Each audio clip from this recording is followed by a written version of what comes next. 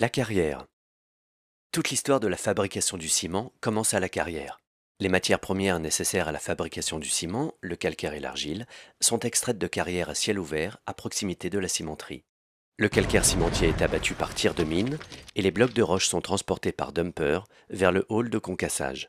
Les blocs de roche sont alors réduits par le concasseur à une taille maximum de 80 mm, puis sont acheminés par un convoyeur à bande vers le hall de préhomogénéisation.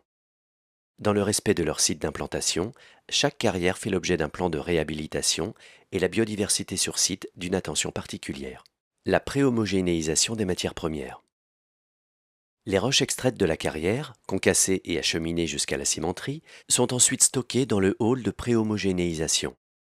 Dans ce hall, la méthode de remplissage circulaire par couches de roches superposées et leur récupération transversale au moyen d'un gratteur a été spécialement conçue pour obtenir une plus grande régularité de la composition chimique du mélange minéral, malgré la diversité des veines géologiques de la carrière. Le broyage du cru. Le mélange de roches minérales préparé dans le hall de préhomogénéisation est dosé, séché et broyé afin de réduire la roche en une poudre très fine de taille micrométrique, c'est-à-dire au maximum quelques dizaines de microns. L'étape du broyage est aussi l'occasion d'intégrer des ajouts, encore appelés matières alternatives, qui permettent de limiter la consommation de ressources naturelles.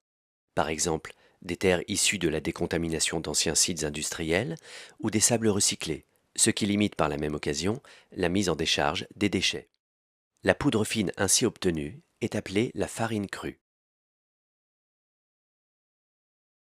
L'homogénéisation du cru. Après avoir été finement broyée, la farine crue est très largement brassée dans des silos d'homogénéisation de manière à obtenir une composition chimique et physique ciblée la plus régulière possible. De cette régularité dépendra la stabilité du four lors de la cuisson et la qualité du clinker obtenu. Le préchauffage du cru. La farine crue homogénéisée est ensuite préchauffée à 850 degrés dans la tour de préchauffage grâce à la réutilisation de la chaleur produite par le four. La farine crue descend en tourbillon dans les cyclones successifs à contre-courant des gaz chauds.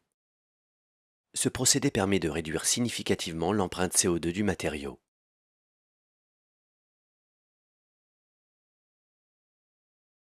La cuisson. La farine précédemment préchauffée à 850 degrés est ensuite chauffée à 1450 degrés sous une flamme à 2000 degrés dans un four rotatif garni de briques réfractaires qui fonctionne 24 heures sur 24 et 7 jours sur 7.